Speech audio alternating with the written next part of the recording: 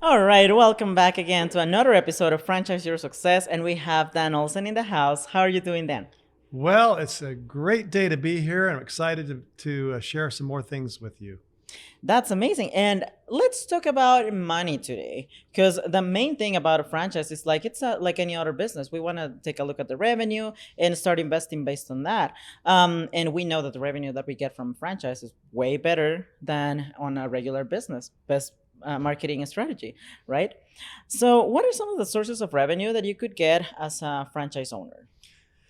Well, let's think about that. So, first of all, why do we buy a franchise? Well, I guess we just get it because we like it and because we feel good about it. Well, not really. The reason why we get a franchise is we want to make some money, right? We want to really create some freedom. We want to have freedom from that job, and we want to have that investment that far exceeds anything else we can have. So there's a lot of different sources to generate income, and typically as a single unit owner, let's start there, because there's 4 different levels of franchising, as we previously talked about. For a single unit owner, it depends on the type of franchise you get. Of course, if you are a non-brick and mortar type franchise, then you're in your home or small office operating that. So you've got very little overhead usually, but typically that type of revenue would come from a service that you're providing. There are some types of franchises where you do some consulting and you provide training or business to business services and those types of things. And usually the business would pay a monthly fee for you to do that. And so that can add up significantly. Some of the most popular ones over the years have been franchises where they've gone in and helped reduce costs of businesses, and they can walk into business, no charge. They just go through the program, figure out how to reduce costs, and they get a portion of the savings of that cost. So that's been significant. There are other businesses where they go in and they find businesses ways to improve their revenue side too, and they get a piece of the portion of the revenue, and the business costing nothing for the business front. So those are some pretty cool ones. And in fact, where you're going into the businesses and helping them improve their revenue, those are businesses that can be done semi-absentee owned, of course, but also you start building some residual income, where month after month that money just keeps coming in over and over again. So that's just a few ways on the single unit side. And then, of course, the brick and mortar on the single unit side, you've got opportunities to usually, of course, you're opening up your location, and usually that's pretty focused into 2 different areas. Number one is it can be service type revenue and also product. So if you've got a service, let's say it's a dry cleaner or whatever, or let's say it's a hair care franchise. That's probably a better example. So the service for the hair care, that's charged out and you make money that way. But some hair care facilities or salons, which they should, every one of them, have products to sell as well. So they're selling special shampoos and conditioners and other hair type products out of that location. In fact, I've seen some locations where that's all they sell is mostly the hair care products or beauty products. And it's huge. And so they're doing less of the service, but more of the product sale. And so they're just balancing that out. So in a typical single unit franchise, that is the 2 main areas, the products or the service type revenue. But the other way to start generating some revenue, and in fact, I'm going to give you, in fact, let me do this. I'm going to give you $1 billion marketing system. On a way to make money. This created a $1 billion company with just this simple 2-step system on marketing. And that company was the first company to do massages. And so they created this system where they did memberships. And so the massage was offered at $39. Come in and get your 50 or 60 minute massage. They could put that ad pretty much anywhere they wanted to, in direct mail, on TV, on radio, you name it. They could put that ad out, come in and get your hour-long massage. And so they'd come in, book that, they'd get their massage. And when they finished it, they'd come out feeling really good, as you can imagine. And what they did then is they pitched them on the idea of having a membership program. So after you got your massage, how would you like to have this once a month for $59 a month, $59.95 a month?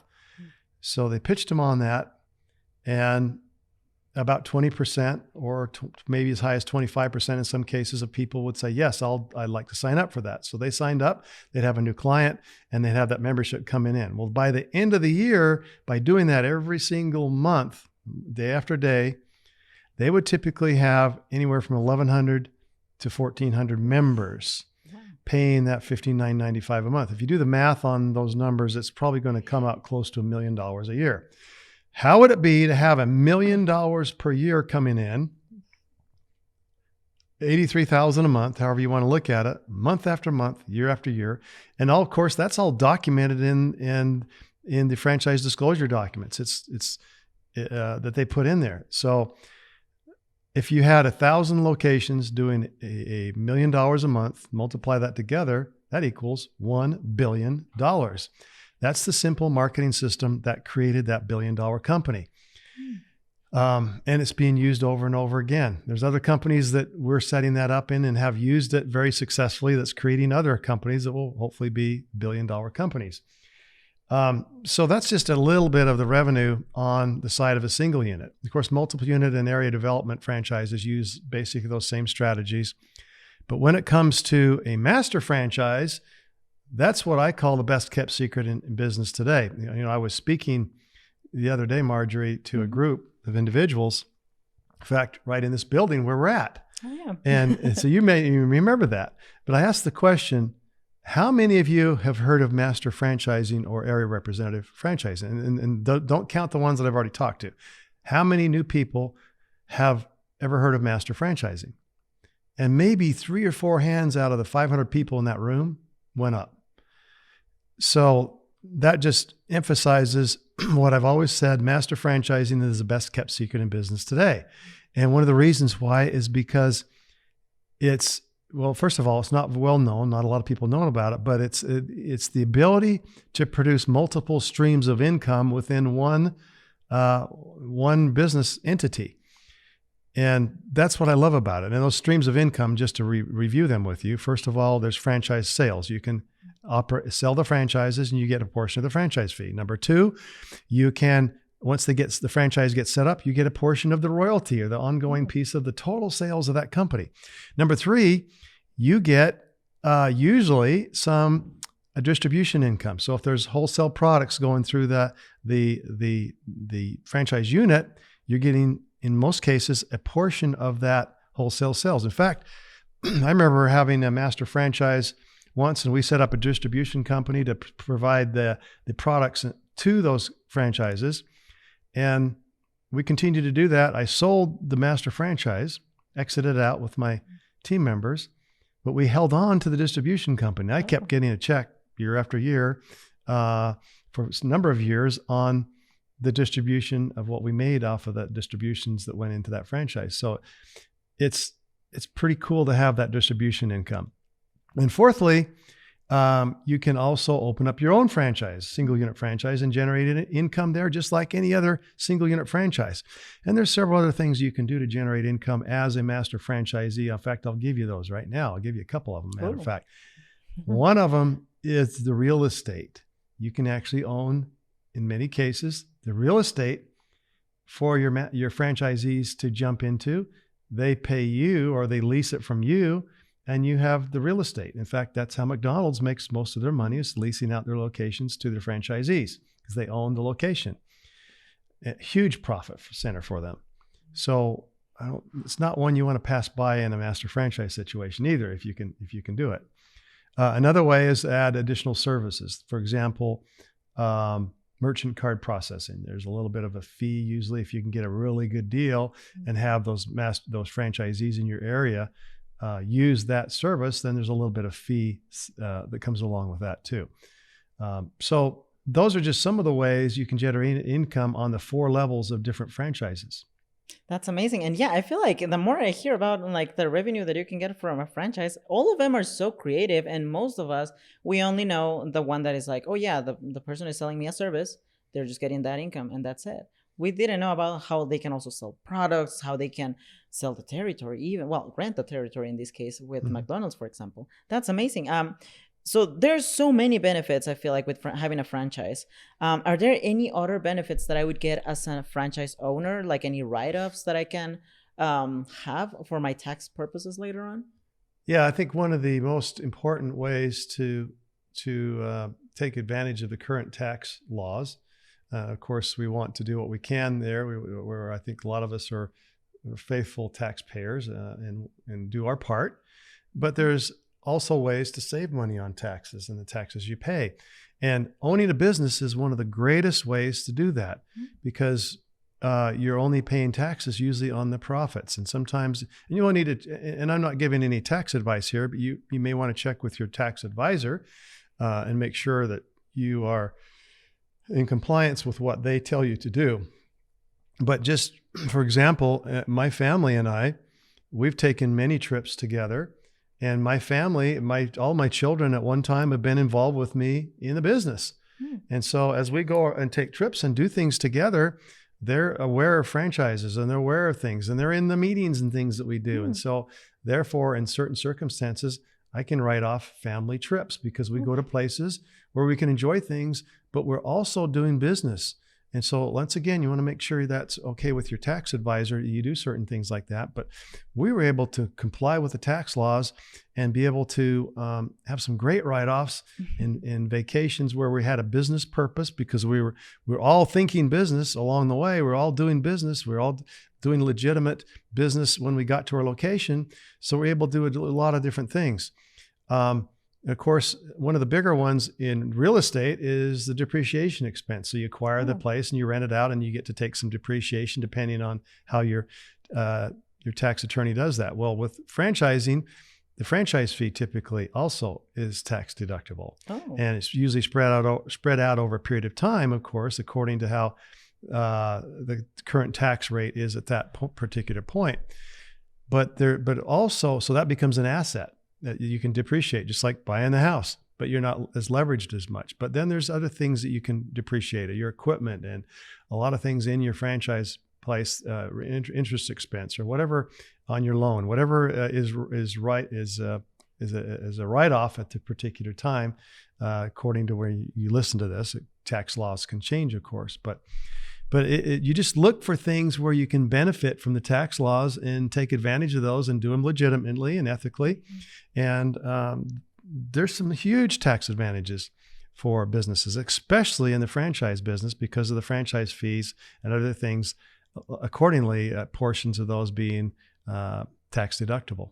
That's amazing. Yeah. And I feel like as long as you have the right tax advisor, you can make sure to cover all of those expenses. And it's so cool that you got to involve your family as well within your business and take them on trips and things like that. I feel like that's the dream that everyone has.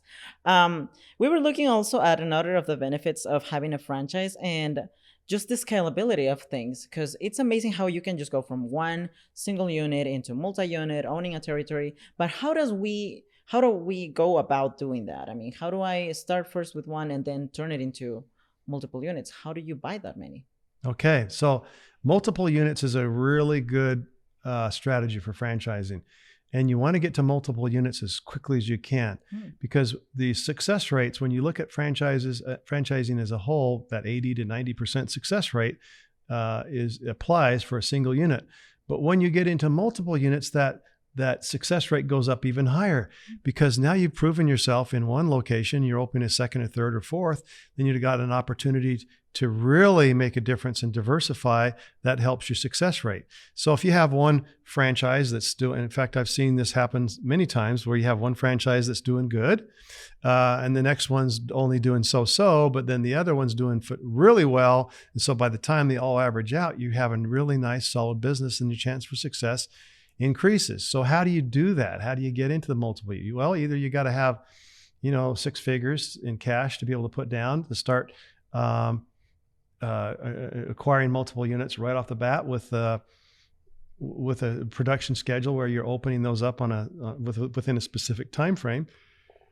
But the other thing you can do is you can leverage some of your initial investment, whether that's through other people or family members or investors or whoever you choose to get the initial franchise fee from, just get the first one open somehow, leverage those relationships and other people's money. And once you get the initial down payment, then of course, just like you would for real estate, sometimes a young person is trying to get into their first house, and so they need to leverage that down payment from somewhere to get into the house. It's similar to a business, except with the house, you might be going up in value, but with a business, you're actually getting cash flow and increasing value. So it makes sense to have a really good investment for anybody that would want to start with you. Even if you have no money in your pocket, you certainly have relationships. You can leverage those, get that down payment, and then usually you can get financing through other financial institutions in the Small Business Administration, SBA loans and things like that to leverage the rest of it. So once you get that started and you start seeing some cash flow coming in, you can either put that cash flow in your pocket, which is a nice thing to have, or you take that cash flow after a few months that's been sitting there in a financial institution or ready to invest, and you reinvest it in the next franchise fee. And then guess what? Since you're already successful in one and you have a track record, the banks and other financial institutions are usually willing to loan you a higher percentage, sometimes as high as, once you pay the franchise fee, all of it, so that you can get all the rest of the funds that you need to get started because you've already been successful. So I've seen that happen. So then you get into your second one, and then your third and your fourth. And so when you look at the income that comes from each one of these that adds up over the years, and then the value of the business itself that adds up, it's an accelerated way actually to build assets and that cash flow versus just about any other thing that I can think of. That's amazing. And I feel like it does give a good start for everyone that decides to just have one tiny little franchise. That's okay, because that's your starting point. That's the first step that you need to have before you own a multinational franchise even. Right. That's amazing. And we also know that when you want to retire after having this big master franchise, after owning a really big territory, we know that franchise has such an amazing strategy, which is to sell your franchise. But how does one go about selling the franchise? It's not like any other piece of real estate that we do sell, but I bet that there's another process for it. Yeah, the ones that I've seen sold and the ones that I've sold, a lot of different ways to look at that. I've sold franchises that I've owned back to the corporation. Oh. Because what happens is the corporation is you see what happens when you employ a franchising strategy is you're using, the franchise company itself is using other people's money. So they're investing into that location, getting it open and operating. And then that's great because they're making the royalty and other income off that franchise. But what if they made the full profit off of it? Let's say it's making 20% profit. Instead of getting a 3, 4, 5, 6% royalty on it, now they can make 20% of the profit, the full amount. Wouldn't it make sense to the franchisor to buy that? In most cases, it would. So if someone's looking to exit out, and usually there is a provision in the agreement, franchise agreement that you would sign, that the corporation has a first right of refusal to do that. So they have to match any valid offer that you would receive to sell your franchise, to exit out of it. So if the corporation chose to do that, they would typically give you at least a down payment. Maybe I've seen some people or some franchisors actually give stock in the main franchising company as a buyout, as well as a little bit of money up front. And then they're putting little money up front to receive that profit stream for the corporation. It's a really viable strategy for the franchise company. So why wouldn't they want to get a hold of that? In fact, many of them do. That's one way. If they didn't take the advantage of that, then what typically we would do is go to, and I've done this before too, where we go to another franchisee in the system, say, hey, I'm thinking about selling my franchise. Is this something that you would want? And then you make terms between you and the other franchisee in your area for them to buy it. So that happens a lot. And then the other way that I do it is I go to a business broker, because the business brokers, they have the leads, they have the buyers, they have the people who are interested in buying a business. So when you bring a viable franchise that's making a little or a lot of money to them, they see that brand name and it's a franchise, it becomes one of their most valuable listings that they will sell. So they have a list of buyers that are ready to buy. And so usually they'll take that listing and sell it, and usually takes most businesses take at least 6 months to sell. So you need to give yourself a little bit of time, the 6 months or maybe even a little bit more. So it's not something you want to just say, hey, I'm going to turn around and sell it tomorrow, although I've seen them businesses sell that quick. Oh, wow. But the other thing that has to happen is in the agreement, it will state that the franchisor, franchise company, will need to approve of the new franchisee taking it over, because they just don't want anybody to come in and take it without being approved by their system. Gotcha. Then, of course, they'll receive the training from them. And so, but there's all kinds of different ways and strategies to sell franchises. Those are just probably the top three. That's amazing. It's such a great exit strategy for sure if somebody wants to retire after working on a franchise for so long. And I feel like with a franchise, you can just make it as big as you want. You can like scale it into having multiple territories. You can make it into having multiple products and multiple sources of income within your own franchise that you own. That's amazing. And we truly are grateful for all of these great tips on how to make more revenue on our franchise. So thank you so much, Dan, for this podcast. And we are super excited for our next one, in which we're going to talk about a little bit more about scalability. So stay tuned. Thanks for having me.